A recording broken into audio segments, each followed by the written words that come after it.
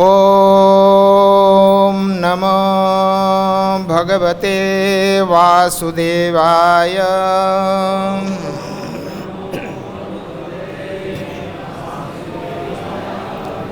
ॐ नमो भगवते वासुदेवाय।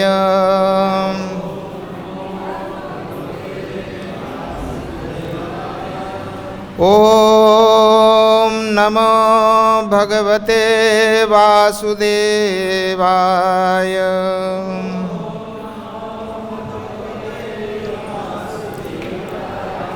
नारायणं नमस्कृत्य नरं चैव नरोत्तमं देवीं सरस्वतीं व्यासं ततो जयमुदीरयेत्। नष्टप्रायेषु भद्रेषु नित्यं भागवत सेवया भगवती उत्तम श्लोके भक्तिर्भवति नैष्ठिकी। आज हम श्रीमद् भागवतम के सप्तम स्कंद के पंचम अध्याय का 38वां श्लोक, जो अध्याय शीर्षक है हिरण्यकशिपु का साधु सदृश पुत्र प्रहलाद महाराज।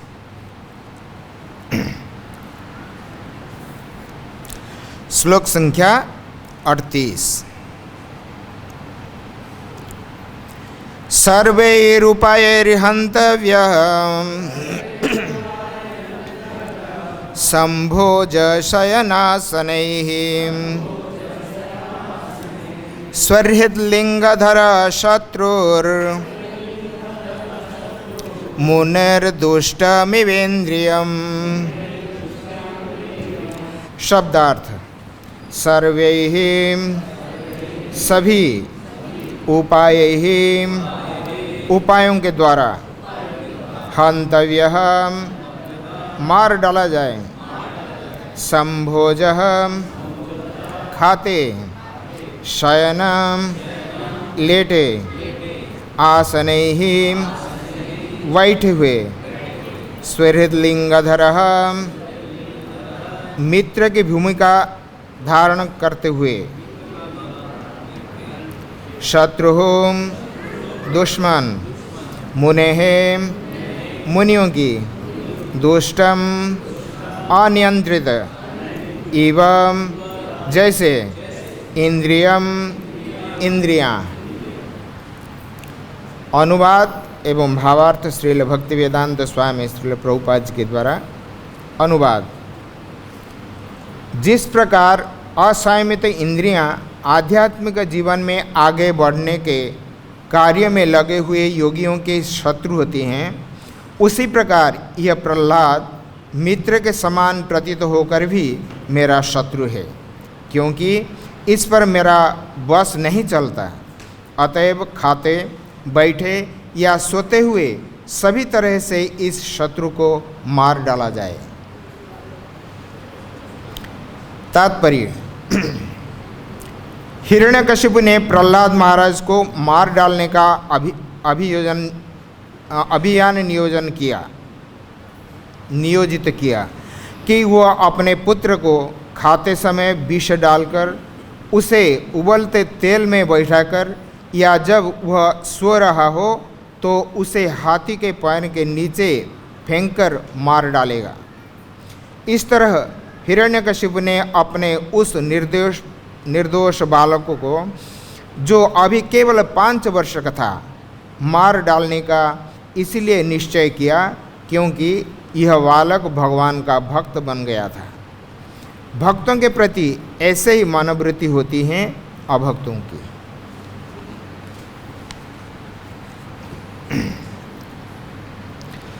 ओम अज्ञानं तिमिरान्धस्य ज्ञानाञ्जनशलाकया चक्षुर्निमीलितं येन तस्मै श्रीगुरवे नमः। श्रीचैतन्यमनोभीष्टं स्थापितं येन भूतले स्वयं रूप कदा मह्यं ददाति स्वपदान्तिकं।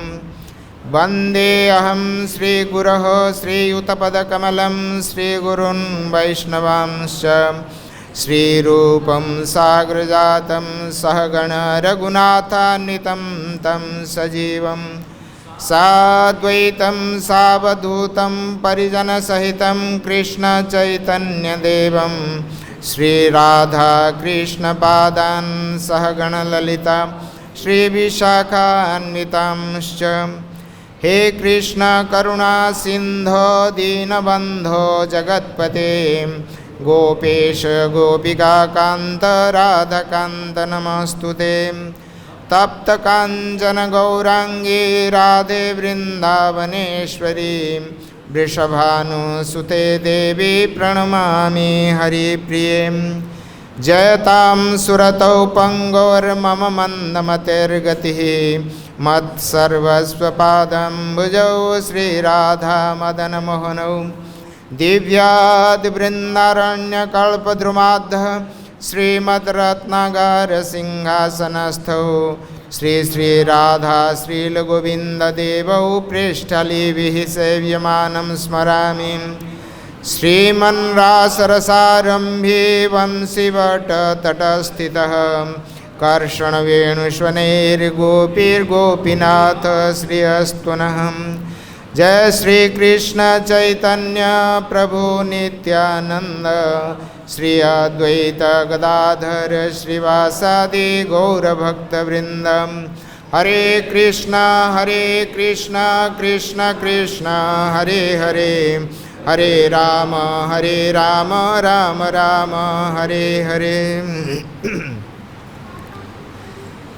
वंशी विभूषितकरान्नवनीरदाभात् पीताम्बरादरुणबिम्बफलाधरोष्ठात् पूर्णेन्दुसुन्दरमुखादरविन्दनेत्रात् कृष्णात् किमपि परमतत्त्वमहं न जाने। कृष्णात् किमपि परमतत्त्वमहं न जाने। कस्तूरीतिलकं ललाटपटले वक्षस्थले कौस्तुभं नासाग्रे वरमौक्तिकं करतले वेणुकरे कङ्कणं। सर्वाङ्गे हरिचन्दनं सुललितं कंठे च मुक्तावली गोपस्त्रीपरिवेष्टितो विजयते श्रीगोपालचूडामणिः। गोपस्त्रीपरिवेष्टितो विजयते श्रीगोपालचूडामणिः। बर्हापीडं नटवरवपुः कर्णयो कर्णीकारं बिभ्रतवासः कनककपिशं वैजयन्ती च मालां। रन्ध्रान् वेणोरधरसुधयां पूरयन् गोपवृन्दैः वृन्दारण्यं स्वपदरमणं प्राविशत् गीतकीर्तिः। वृन्दारण्यं स्वपदरमणं प्राविशत् गीतकीर्तिः प्राविशत् गीतकीर्तिः। मुखं करोति वाचालं पंगुं लङ्घयते गिरिं यत्कृपातमहं वन्दे परमानन्दमाधवम्। सर्वैरुपायैर्हन्तव्यः सम्भोज शयनाशनैः सुहृद्लिङ्गधर शत्रुर्मुनिर्दुष्टमिवेन्द्रियम्। जिस प्रकार असंयमित इंद्रियां आध्यात्मिक जीवन में आगे बढ़ने के कार्य में लगे हुए योगियों की शत्रु होती हैं, उसी प्रकार यह प्रहलाद मित्र के समान प्रतीत होकर भी मेरा शत्रु है, क्योंकि इस पर मेरा वश नहीं चलता अतएव खाते बैठे या सोते हुए सभी तरह से इस शत्रु को मार डाला जाए। तो सप्तम स्कंद के प्रहलाद चरित्र हम बहुत दिन से हम श्रवण करते आ रहे हैं। तो सुंदर प्रसंग कि हिरण्यकश्यप एवं प्रहलाद महाराज का बीच में ये संवाद है। अभी आपने सुने विगत दिनों में सुंदर सुंदर प्रहलाद महाराज का जो उक्तियाँ समस्त बद्ध जीवों के लिए ये कंठ का हार है। 3 बार हिरण्यकशिपु ने अपने पुत्र प्रहलाद से प्रश्न पूछे, तीनों बार उन्होंने सटीक जवाब दिया, क्योंकि उनको परवाह नहीं पिताजी खुश होंगे क्या नाराज होंगे। जगत कल्याण के लिए जो अप्रिय सत्य है वही उन्होंने भाषण किया। उन्होंने रोक टोक पिताजी के प्रश्न का जवाब दिया, जिससे हिरण्यकशिपु बहुत आग बबला। इतने गुस्सा में आ गए कि गोद से उठाकर पटक दिया और भला बुरे बहुत सारे बात कही है। तो आदेश दिया षंड और अमर्क को। पहले तो षंड अमर्क दोनों गुरुपुत्रों को उन्होंने बहुत भर्त्सना की, इतना भर्त्सना की कि एक आचार्य पद पर अधिष्ठित व्यक्ति को इस प्रकार जो वाक्य प्रयोग अशोभनीय है, ब्रह्मबंधु, दुष्ट और इस प्रकार अनेक प्रकार ऐसे ही कह डाला कि अरे दुष्टों, मुझे परवाह किए बिना तुमने छिपे चूरे अर्थात अपने छद्मवेश में प्रहलाद जी को इस प्रकार शिक्षा देते हो जो कि मेरे शत्रु का गुणगान करता है। इस प्रकार उन्होंने जब कहे तो षंडामर्क बहुत बढ़िया उत्तर दिया था। तो कहा वो दोनों षंडामर्क ने तो उन्होंने इस प्रकार कहे कि हम लोग का इस जो प्रहलाद जी ने आपसे ये जवाब दिया है, हम लोग कुछ नहीं बताए। उन्होंने तो अपना नैसर्गिक जो स्वाभाविक है तो उन्हीं का अंतःकरण से वो निकला हुआ बात है। तो इसलिए हम लोग को निर्दोष है, हमारे ऊपर आप रुष्ट होने से कोई फ़ायदा नहीं है। तो फिर उन्होंने प्रहलाद को बुलाकर उन्होंने क्या कहा कि कैसे कहाँ से ये सीखा, गुरु ने तुमको ये बात नहीं सिखाई, ये शिक्षा नहीं शिक्षा दी, तो फिर कहाँ से सीखा। तो उन्होंने सुंदर सुंदर 3 श्लोक उन्होंने पाठ किए। इसके बाद तो उनका जो क्रोध है और सहन नहीं हुआ, इतने क्रोध में आ गए तो तुरंत उनको गोद से फेंककर जो उनका असुर बंधु जो उनका मित्र थे तो उनसे आदेश देते हैं कि इनको आप मार डालो।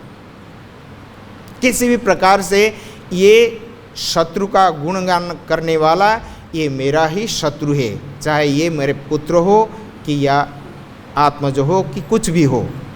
उन्होंने गया कल जो सुंदर श्लोक प्रहलाद जी ने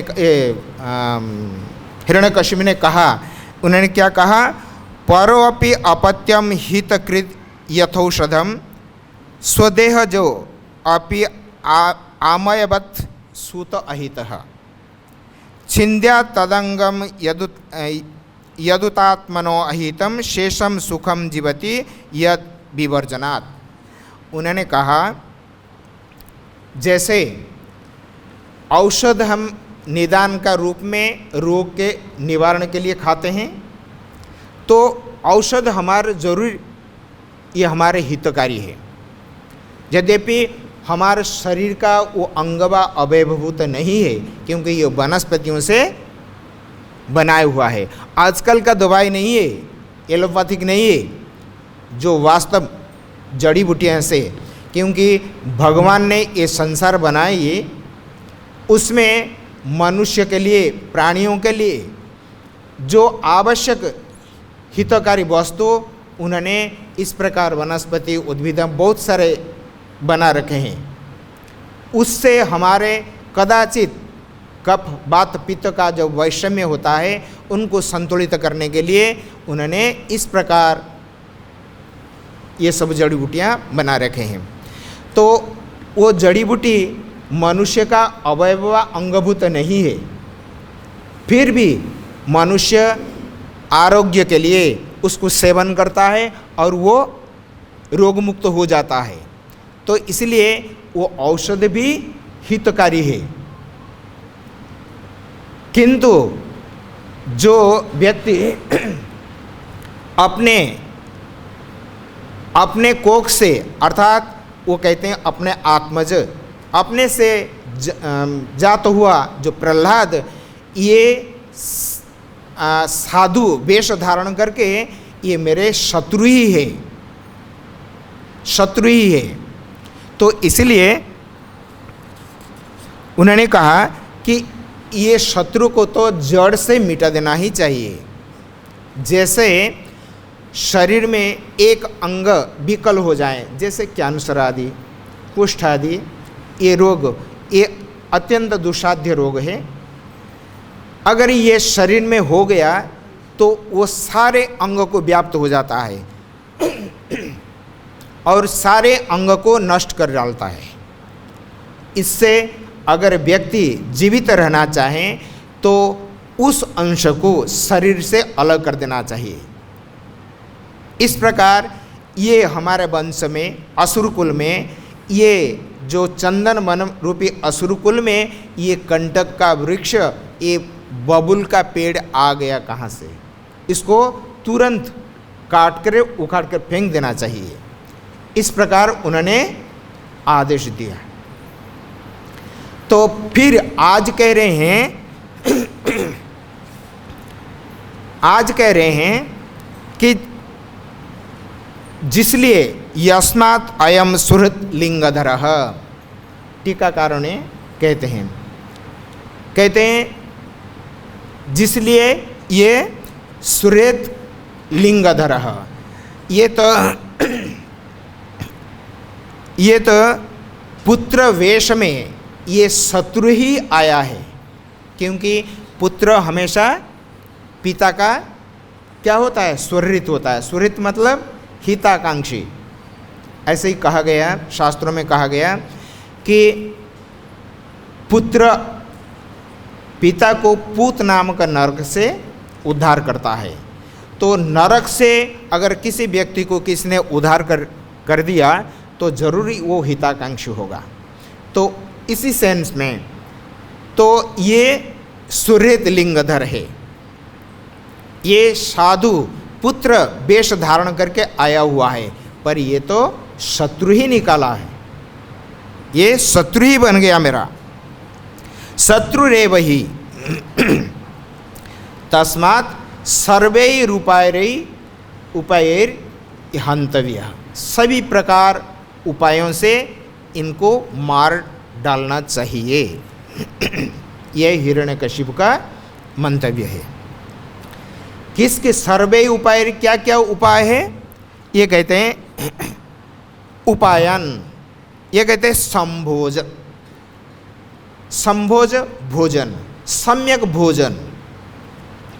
भोजन हम सभी करते हैं, लेकिन भोजन का जो स्वाद है तभी आस्वादित होता है जब व्यक्ति बिल्कुल भूखा हो, क्षुधार्त हो।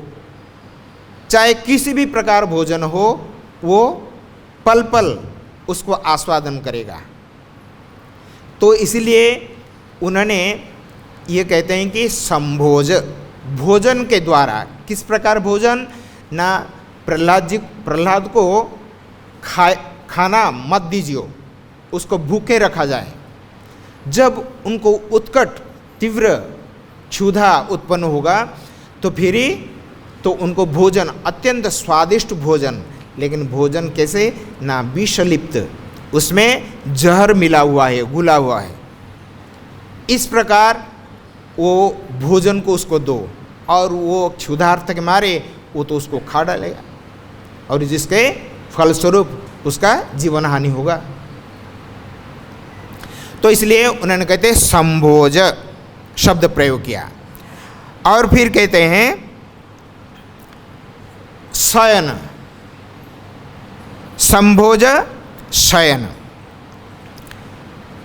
विश्वास के साथ उनको ऐसे ही, एक तो प्रहलाद थे ही अंतःकरण से एकदम शुद्ध आत्मा थे, उनका अंतःकरण में मल रूपी तीव्र जो गंध है लेश मात्र नहीं है, बिल्कुल स्वच्छ स्फटिके के समान उसका हृदय। तो ऐसे ही हम जैसे तमोगुणी नहीं है, जहाँ बैठे था वहाँ वो लेट जाएं सो जाएं, ऐसे ही नहीं। शयन का समय होता है, शरीर जब थक जाता है उसको आराम देने के लिए, इंद्रियों को फिर अपना कर्तव्य में ले आने के लिए शरीरों को आवश्यक होता है आराम। तो जिस प्रकार व्यक्ति आराम करने के लिए एक उत्तम शया पर लेट जाता है, सुखपूर्वक वो नींद ले देता है, उस प्रकार जब प्रहलाद शयन करेगा उसके सुंदर व्यवस्था बनाओ और जब वो सो जाएगा उस शया पर तो फिर शस्त्रों के द्वारा उसका शीर छेदन कर दो, काट डालो। इस प्रकार हिरण्यकशिपु अपने जो असुर बंधु उनको उपदेश दे रहे हैं। फिर और क्या है, ये कहते जब वो सुखपूर्वक बैठता है, कब वो सुखपूर्वक प्रहलाद बैठते हैं? प्रहलाद हमेशा ये आचार्य है, महाभागवत है ना, ये महाजनों में से 12 महाजनों में से एक है, ये स्मरण का आचार्य है। जब भी बैठते हैं एक पल उनका समय व्यर्थ नहीं जाता है, भगवान को स्मरण किए बिना हमेशा स्मरण करते रहते हैं। जब वो भगवान विष्णु का स्मरण करता बैठेगा तो उस समय उनको ध्यान नहीं रहेगा, तो जब भगवान का चिंतन में खो जाते हैं तो फिर बाह्य स्फूर्ति नहीं रहता है। तो इसलिए जब उन्होंने स्मरण के लिए स्मरण करता हुआ जब आसन पर बैठ जाता है, उस समय आप भी शस्त्रों के द्वारा उनका मस्तक छेदन कर दो, इस प्रकार। और प्रभुपाद जी ने तो कहा कि हाथी के पैर का नीचे उसको डाल दो, उसे कुचलकर मार डालो, ये भी कहा। क्यों इस प्रकार ये करते हैं? तो ये कहते हैं कि उपमा देकर कहते हैं ये तो साधु का वेश धारण करके सुहृद लिंग धरह, ये जो है पुत्र का हितकांक्षी, मेरा कल्याण करने वाला, ये इस प्रकार वेश धारण करके मेरा शत्रु ही आया है। क्योंकि पूर्व श्लोकों में आपने श्रवण कर चुके हैं किस प्रकार उन्होंने भगवान का गुणगान करते हैं। अगर संसार में सुखपूर्वक जीना चाहते हैं तो समस्त अनर्थ को परित्याग करके जंगल में भगवान का भजन करना चाहिए। वही एकमात्र सभी का मंगलकांक्षी है और सभी को शुभ कल्याण प्रदान करने वाला है। तो बहुत सारे श्लोकों में प्रहलाद महाराज हिरण्यकशिपु का जवाब दे चुके हैं। तो इसलिए अब वे कहते हैं कि आप तो ये नालायक पुत्र और जीवित रहने के योग्य नहीं है, लगता है ये तो अभी जाने वाला है और ज़्यादा समय उसका नहीं है। तो उन्होंने कहा कि ये सुहृद लिंगधर है, ये छद्म वेश में पुत्र वेश धारण करके मेरे शत्रु आया है। जैसे उन्होंने उपमा देते हैं, जैसे मुनिजन, मुनि शब्द का अर्थ होता है मननात् मुनि, श्रवण साधु गुरु शास्त्र श्रेष्ठ ज्येष्ठों से श्रवण किया हुआ वस्तु को उत्तम रूपे एकांत में बैठकर मनन करना, सत्य और असत्य का व नित्य अनित्य वस्तु में प्रभेद लाने के लिए मनन किया जाता है। उससे उत्तम निष्कर्ष निकला जाता है। तो इसलिए ये कहते हैं जैसे मुनि जब वो मनन करने बैठते हैं तो हमारे इंद्रियां क्या करते हैं, तो मुनियों को देखो, यहाँ मुनि शब्द का प्रयोग करके उन्होंने कहा है, जैसे परीक्षित महाराज सुखदेव गोस्वामी से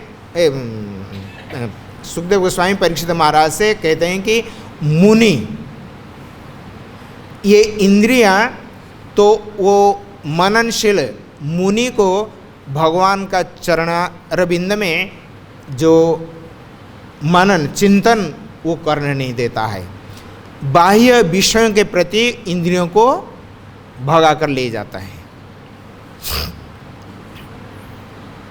तो उस समय वो मुनि क्या करते हैं, बारंबार उन इंद्रियों को अपना बस में लाने के लिए प्रयास करते हैं। अंततगत्वा उसमें से बहुत कम बिरला मनुष्याणाम सहस्रेषु कश्चित यतति सिद्धये, बहुत बिरले लोग होते हैं जो कि इस इंद्रियों को अपना बस में रखकर भगवत चरणारविंद में निविष्ट हो जाना बहुत बिरला ही है। तो इस प्रकार ये कहते हैं कि जैसे मुनि का ये दुष्ट इंद्रियां, क्योंकि ये दुष्ट शब्द प्रयोग करते हैं इंद्रियों के लिए, ये इंद्रियां ये दुष्ट है ये इंद्रियां। क्यों? दुष्ट शब्द का अर्थ होता है दोषयुक्त, जिनमें दोष है। दोष क्या है संसार में?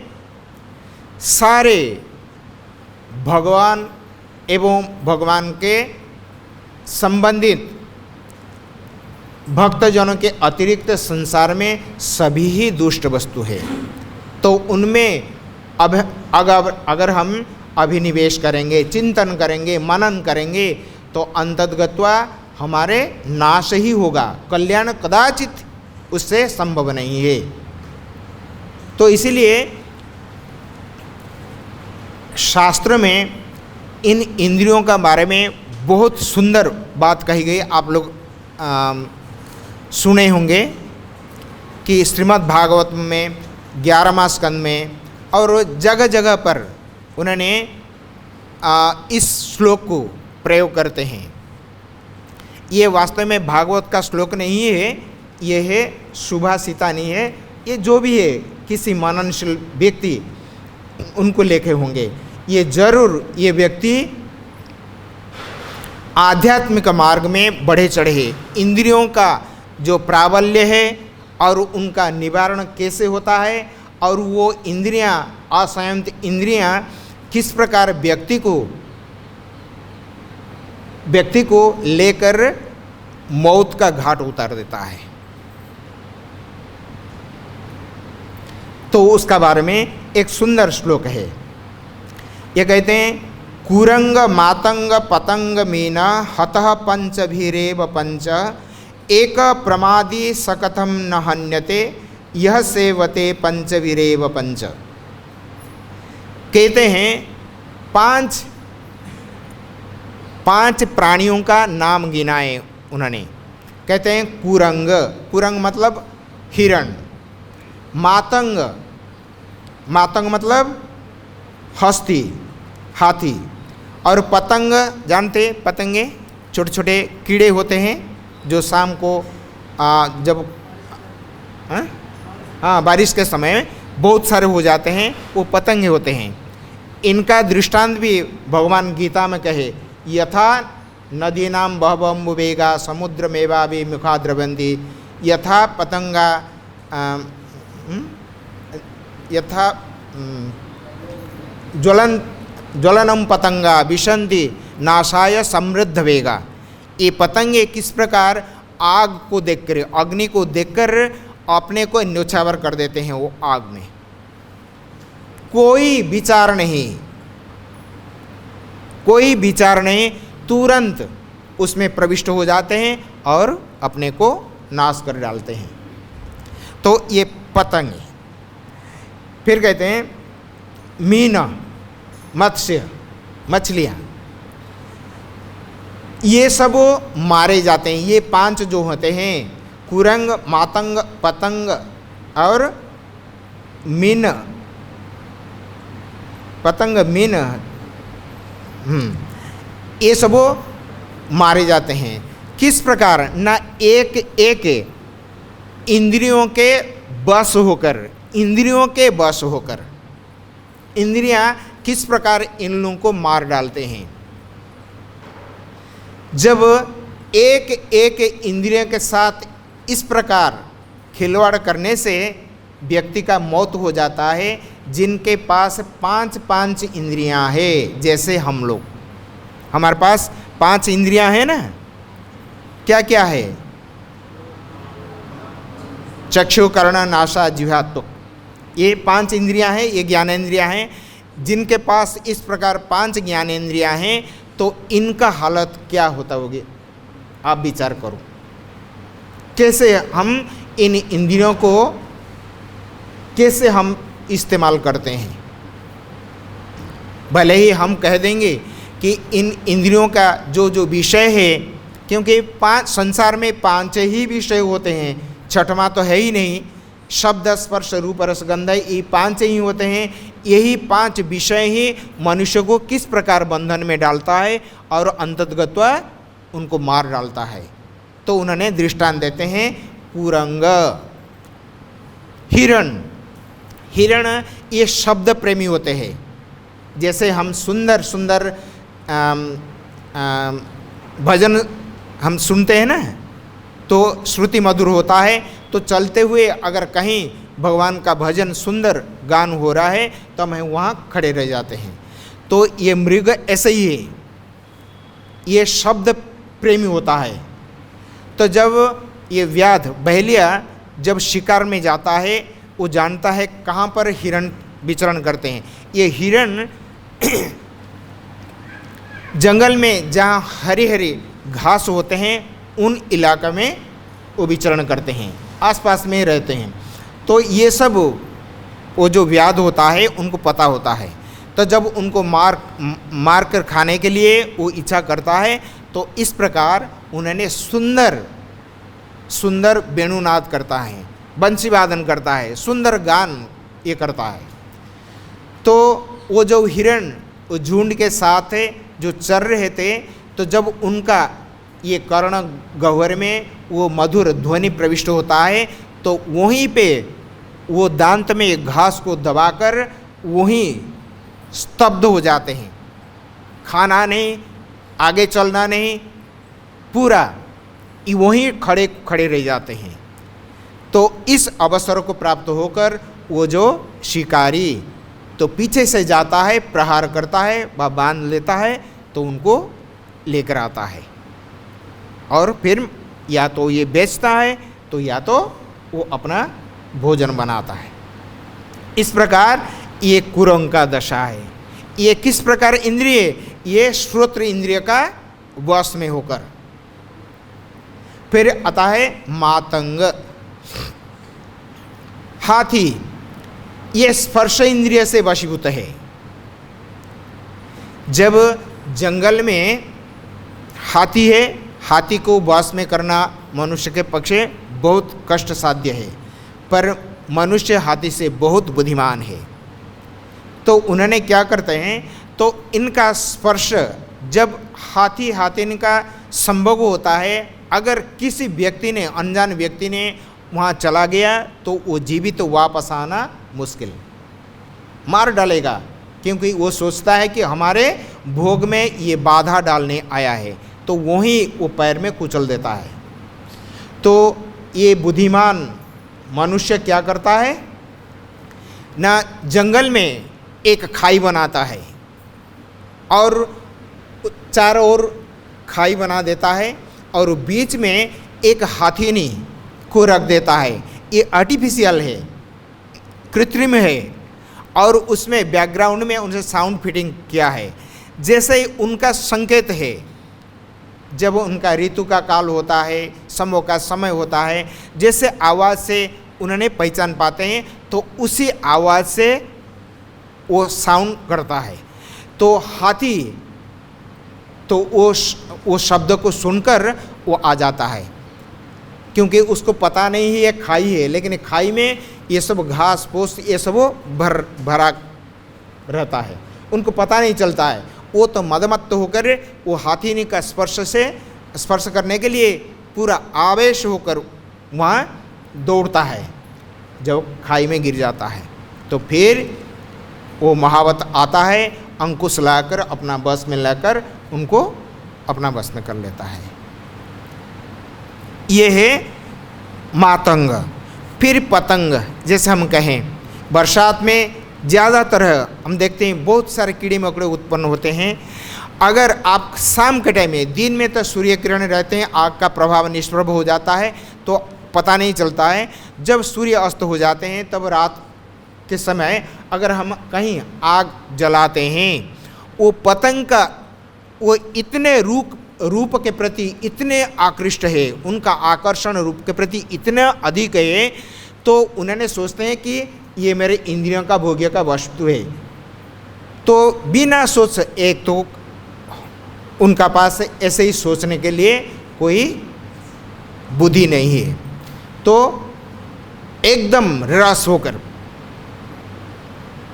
पूरा आग में प्रविष्ट हो जाता है और फिर इतने धधकते हुए अग्नि में प्रविष्ट होगा इस छोटे से कीड़ा और जीवित वहाँ से निकलेगा, वहीं भस्म हो जाता है। ये पतंग का दशा है। और मीन माने मछलियाँ, हम जानते हैं ये बहुत सभी को पता है। जो गांव में रहने वाले तो बचपन में बचपन में क्या है उनका ऐसे ही पेशा माने वृत्ति बना रखी है, तो लोग ऐसे ही है मछली पकड़ने के लिए वो एक बंसी उसमें थोप डाल देते हैं, एक कांटा हुक लगा देते हैं और इससे मांस हो, आटा हो, मछली के माने प्रिय भोजन उसमें लगाकर वो पानी में डाल देते हैं। तो मछलियाँ उनका घ्राण शक्ति बहुत है, पानी में रहते हुए तो उनका वो जो घ्राण शक्ति के द्वारा आकृष्ट होकर वहाँ आ जाते हैं और देखता है कि बढ़िया सुंदर भोजन है तो थोड़ा थोड़ा खाते ही बिल्कुल निगल लेता है उसको और वो कांटे से वो फंस जाता है। फिर वो व्यक्ति जो शिकारी तो मछली पकड़ने वाला तो उसको ऊपर उठाकर ले जाता है, फिर बेचता है व खाता है, जो भी करता है। तो इस प्रकार ये इंद्रियां हमारे इस प्रकार असंयत इंद्रियां हमको ये संसार रूपी गड्ढे में हम किस प्रकार डाल देते हैं। तो हिरण्यकशिपु ने ये दृष्टांत दिया कि जिस प्रकार मुनि का इंद्रिय मननशील मुनि का इंद्रियां उनको विचलित कर देता है। हमें श्रीमद् भागवत में बहुत सारे दृष्टांत देखते हैं कि सौभरी मुनि ये तंग आ गए, यहाँ जमीन पर उन्होंने जब तपस्या करने लगे तो विभिन्न प्रकार उनका इंद्रियां भोग्य वस्तु उनके सामने उपस्थित होने के कारण तो उन्होंने अपने इंद्रियों को वश में करके अपना लक्ष्य को जो भी उन्होंने ध्यान योग आदि के द्वारा जो भी प्राप्त करना चाहते हैं तो उससे वो वंचित हो जाता है। तो इसलिए उन्होंने निर्णय लिया, यही मथुरा के यही वृंदावन के पास उन्होंने सौभरी मुनि जमुना नदी के जल का अंदर अपना योग बल से एक कोठरी निर्माण किया। बोला कि यहाँ ना शब्द आएगा, ना स्पर्श, ना रूप, ना रस, ना गंध, बढ़िया आराम से मैं भजन करूँगा, भगवान का चिंतन करूँगा, मन को एकाग्र करूँगा, भगवत चरणार बिंद में मन को निविष्ट कर दूँगा। इस प्रकार उन्होंने सोचकर अपना योग बल से जल का अंदर एक छोटा सा कुटिया निर्माण करके, कुटिया निर्माण नहीं किया, अपना योग बल से पानी को हटा किया। जैसे अपना सांस प्रश्वास के लिए जितना आवश्यक है उतना वो एक घर बना लिया, वहाँ बैठे और योग साधना में लग गए। फिर वहाँ पर भी ये स्पर्श जनित मछलियों का संभोग को देखकर उनका मन में ये सब विचार आ गए। ये विचार सब आने लगा किस प्रकार ये मछलियाँ भी स्पर्श जनित सुख अनुभव कर रहे हैं। तो फिर उन्होंने किस प्रकार 60,000 ना 50,000 60,000 मानधाता के कन्याओं को विवाह किया।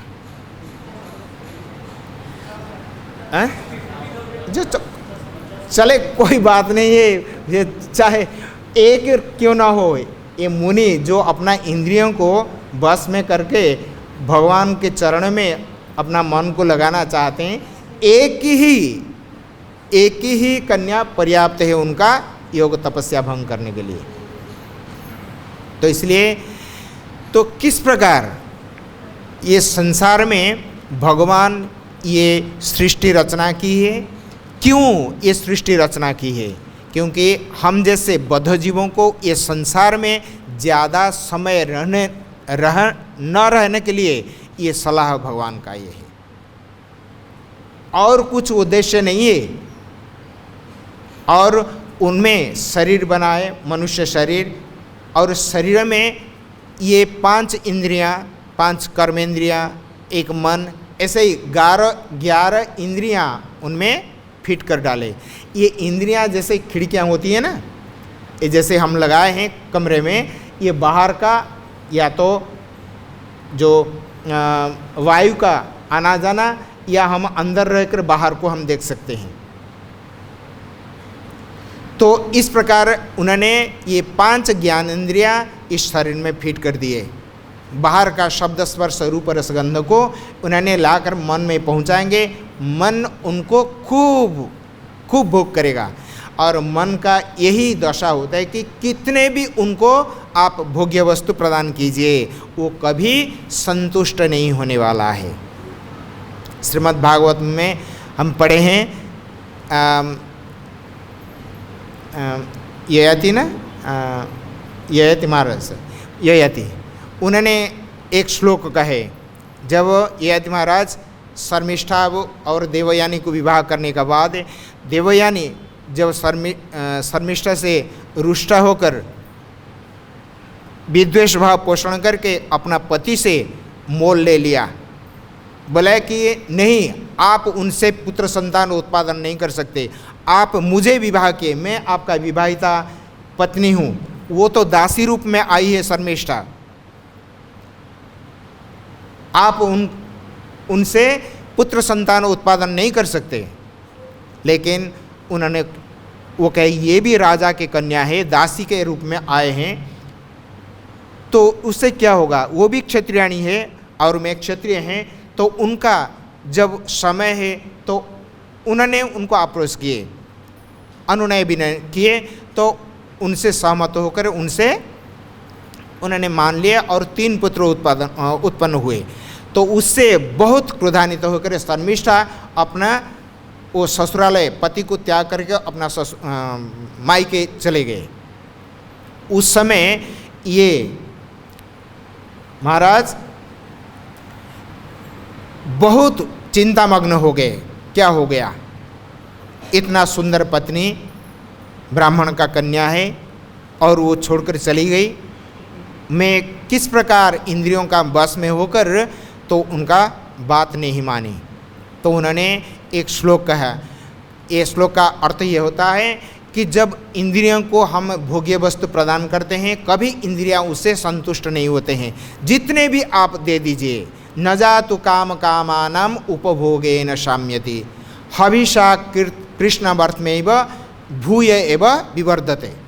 कहते हैं कि जैसे हवन कुंड में आप जितने भी आप आहुति डालें, घियाँ डालें, तो आप कहेंगे आप 2 क्विंटल घी में इसमें डाल दूंगा, बस अग्नि बुझ जाएगी, क्योंकि मुझे हवन करना है, अग्नि को संतुष्ट करना है, क्योंकि भगवान को प्रसन्न करना हो तो अग्नि का मुख में ही भगवान खाते हैं तो ये अग्नि में ही ये सारे घी डाल दूंगा तो संतुष्ट हो जाएंगे।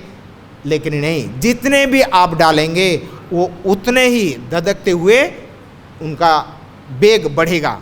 न जा तो उसी प्रकार जब कामी व्यक्ति भोग के लालच में आकर इंद्रियों को प्रश्रय देता है तो फिर आप बोलेंगे एक बार मैं इस रूप को आस्वादन करूं, ये रस को, ये गंध स्पर्श इस प्रकार आस्वादन करो, फिर बाद में नहीं करूंगा, कभी नहीं हो सकता है। एक बार किया मतलब दूसरा बार करेगा, दूसरा किया तो तीसरा करेगा, ऐसे ही चलता रहेगा।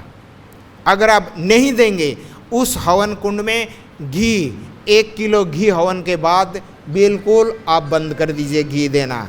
थोड़े देर में वो घी जल जाने के बाद वो जो समिधा वो सब भस्म हो जाने के बाद में आग बुझ ही जाएगा। इसलिए कहते हैं न जातो काम कामानाम उपभोगे न साम्यति हविषा कृष्ण मतलब ए हवन कुंड भूय एवं विवर्धते। इसलिए इंद्रियों को भोग्य वस्तु प्रदान करके हम कदापि उनको संतुष्ट नहीं कर सकते।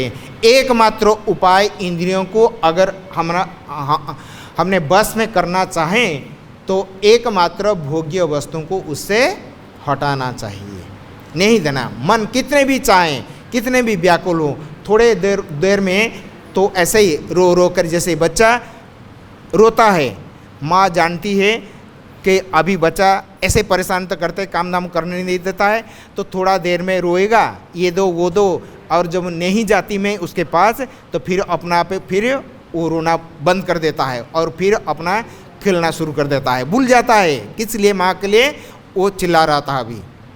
इसी प्रकार ये इंद्रियों को जब हम भोग्य वस्तु नहीं देंगे तो फिर वो बंद हो जाएंगे, इंद्रियां समाप्त हो जाएंगे। तो इसलिए उन्होंने दृष्टांत दिया। कल तो कहा कि अपना अंग को छेदन कर देना चाहिए। ये कितने भी कल्याणप्रद होना, क्योंकि पूरा अवयव को, शरीर को सुरक्षा देने के लिए शरीर का एक अवयव काट देना बुद्धिमानी है।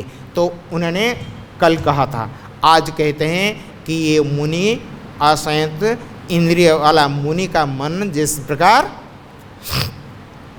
इंद्रियों का बस में न रखने के कारण वो संतप्त होता है, इसी प्रकार ये चंदन वन में, असुर का चंदन वन में ये जो प्रहलाद है, ये बबुल का पेड़ को नाश कर देना, ये सर्वथा कल्याणप्रद है।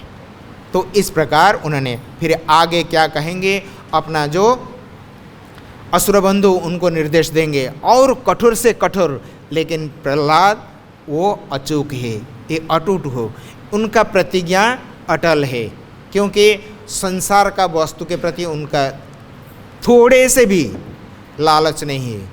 उन्होंने संसार को भली भांति जाना है और जो उत्कृष्ट रस को आस्वादन करते हैं, ये संसार रस क्या करेगा उनका, वो निश्चल भाव से आत्मचिंतन में, भगवत चिंतन में लगा रहता है। इसके एक के बाद एक उनके ऊपर ये मारने का जो प्रयास वो जारी रखता है हिरण्यकशिपु। हरे कृष्ण। अगर समय तो हो गया, अगर छोटे मोटे प्रश्न है कि कुछ कमेंट्स हैं। जय ग्रंथराज श्रीमद् भागवतम की, श्रील प्रभुपाद की, और प्रेमानंद।